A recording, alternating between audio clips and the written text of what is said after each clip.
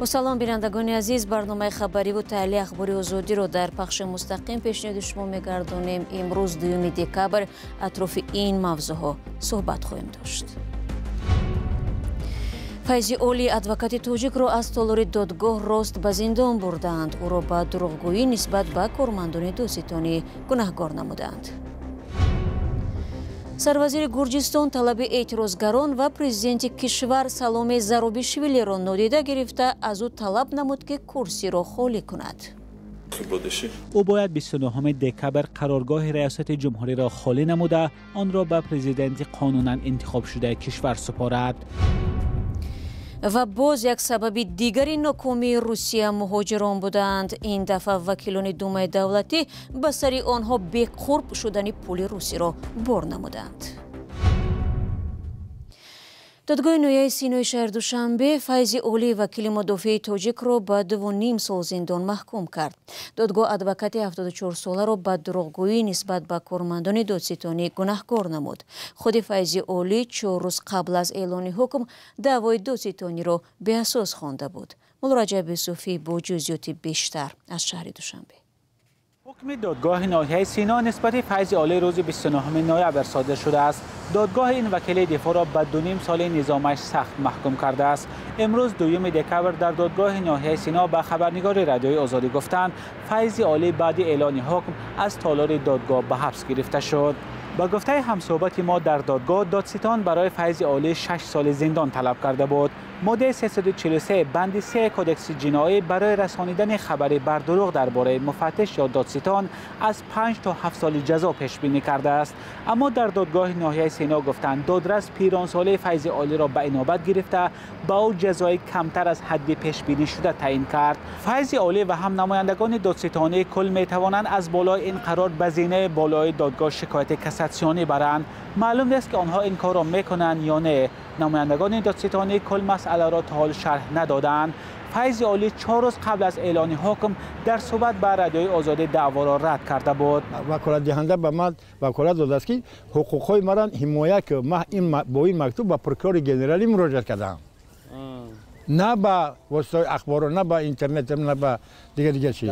با تشبوس خودشان به جای آنکه سنجش برند و به جای آنکه دین کنند گناههای گفتگی‌های ما را گرفتن چیکار کردن نسبت من. فیضی اولی در گذشته در چند قضیه پرسر و صدای دادگاهی از جمله مرگ حمزه اکرامزاده در زندان رقم 1 دوشنبه به حیث وکیل مدافع برآمد کرده است. حکومت تاجیکستان را حداقل 9 سال اخیر برای فشار به وکیلان دفاع و محدود کردن مستقلیت آنها تنقید می‌کنند. برخی وکیلان دفاع شناخته از جمله بزرگمهر یاروف زندانی شدند. سازمان عفو بین الملل یا امنستی اینترنشنال سال 2017 در گزارش گفته بود در تاجیکستان وکیلان دفاع هنگام اجرای مسئولیت‌های کسبی خود گاهی آزار و اذیت، محاکمه و زندانی می‌شوند. مولا رجب یوسفی شهلای عبدالله، آزادی، دوشنبه. دوستان عزیز، تفصیلات مربوط به قضیه فیضی اولی را می توانید در سامانه رادیو آزادی پیدا کنید. پرزیدنت گرجستان سلام زوراباشویلی میگوید این کشور در حالت آشوب قرار دارد. چهارشنبه این طرف مقامات گرجستان تلاش ورود به اتحادیه اروپا را تا سال 2028 باز داشته طلب تحقیق تقلب در انتخابات پارلمانتی ماه اکتبر را نادیده میگیرد. در همین حال سروازیر گرجستان ایراکلی کوباخیدزه طلب دارد که زوراباشویلی همین ماه کرسی را خالی کند. ادامه در گزارش کیومرزیاتا.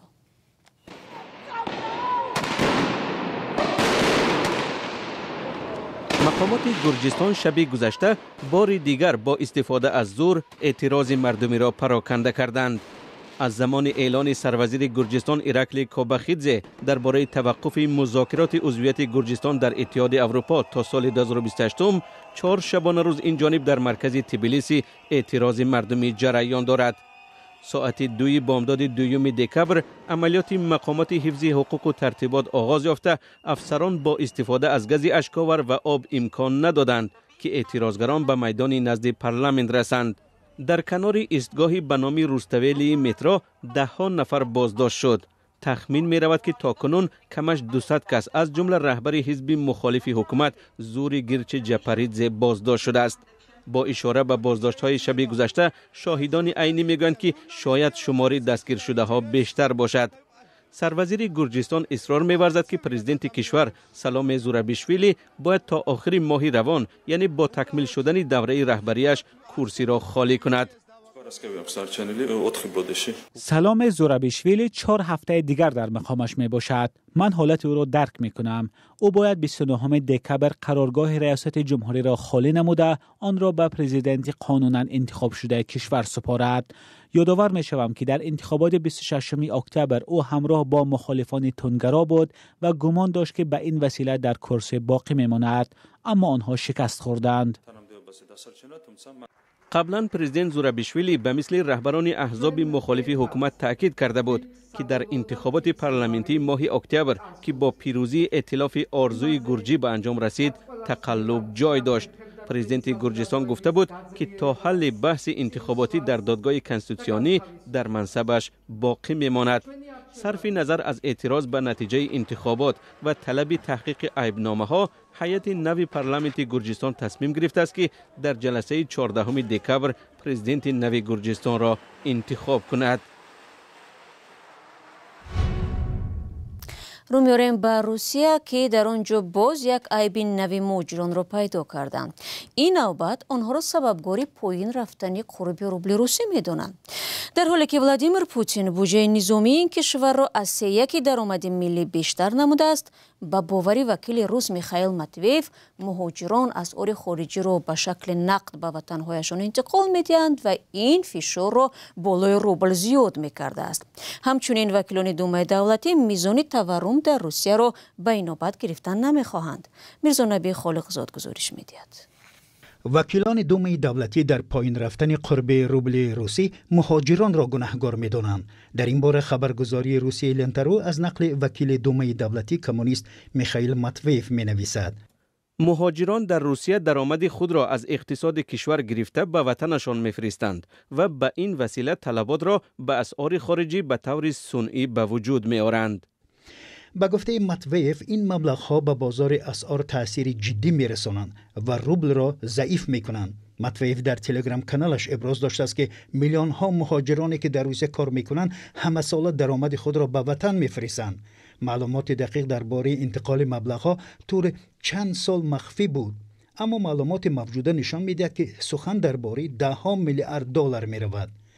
با گفته وی در سال 2023 حجم انتقال از روسیه به تاجیکستان $5.7 میلیارد را تشکیل داده است که معادل تقریبا نصف مجموع محصولات داخلی این کشور است. از روسیه به قرقیزستان تقریبا 3.1 مجموع محصولات داخلی و به ازبکستان بیش از $14.5 میلیارد فرستاده شده است. به ادعای این مقامدار، مهاجران و دیاسپوراهای آنها همه ساله از بانک‌های روسیه به مبلغ $10 میلیارد اسعار می‌گیرند که این طلبات به دلار را تحریک می‌دهد و قرب روبل را پایان می‌برد. قبلا رئیس جمهوری روسیه ولادیمیر پوتین گفته بود که پایین رفتن قرب روبل به افزایش تورم مربوط است. او تاکید کرده است که وضعیت با قرب روبل تحت نظارت است و هیچ اساسی برای واهمه وجود ندارد. قرب اسعار همچنین به تغییریابی قیمت نفت وابسته می باشد. این در حالی است که پرزیدنت پوتین قانون درباره بودجه سالهای 2025-2027 را امضا کرد. این خرج در سال 2025 13.5 تریلیون روبل برابر با $145 میلیارد را تشکیل می دهد. تقریباً 41% خرج عمومی روسیه و بیشتر از پولی که برای بخش تندرستی، معارف، سیاست اجتماعی و اقتصادی ملی وعده شده است. به این دلیل از سال 2025 مالیات از درآمد، صاحبکاری خرد و میانه، استحصال گاز و نفت و انگشت در روسیه افزوده، انداز اکسیزی برای مشروبات، سیگار و نوشابه ها نیز بالا رفته است.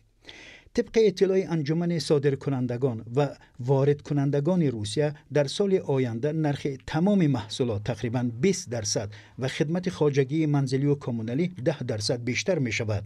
با نگاشته زبل اختصاص 13.5 تریلیون روبل برای مدافع و امنیت در بودجه سال 2025 در تاریخ روسیه پساشوروی ریکوردی است. این رقم در بودجه سال 2024 10.4 تریلیون بود. بر علاوه وکیلان دومه دولتی هنگام عیبدار نمودن مهاجران با پایین بردن قرب روبل روسی درباره میزان تورم این کشور که به 8.5% برابر شده است حرف نمیزنند.